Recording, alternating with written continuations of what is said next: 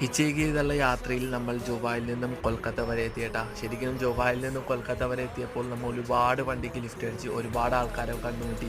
ഇന്ത്യയിൽ നിന്നും ഭൂട്ടാനിൽ നിന്നുള്ള ഒരുപാട് ആൾക്കാരെ കണ്ടുമുട്ടിയേട്ടാ. ഇന്ത്യൻ വണ്ടിയിൽ നിന്നും ലിഫ്റ്റ് കിട്ടി, ഭൂട്ടാൻ വണ്ടിയിൽ നിന്നും ലിഫ്റ്റ് കിട്ടി. ഒരുപാട് കഥകളും ഒരുപാട് അനുഭവങ്ങളും ഓരോ മനുഷ്യരിൽ നിന്നും നമുക്ക് കേൾക്കാനുണ്ടായിരുന്നു കേട്ടാ.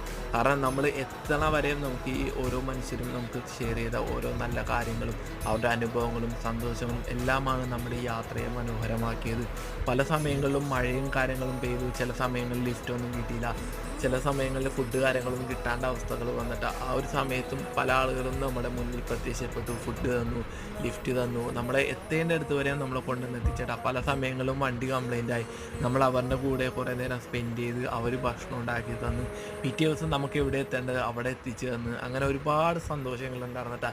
ഈ ഒരു യാത്ര വല്ലാത്തൊരു ഓർമ്മ തന്നെയാണ് എന്നെ സംബന്ധിച്ച്. വളരെ മനോഹരമായ ഒരു യാത്ര കൂടിയാണ് ഇത്.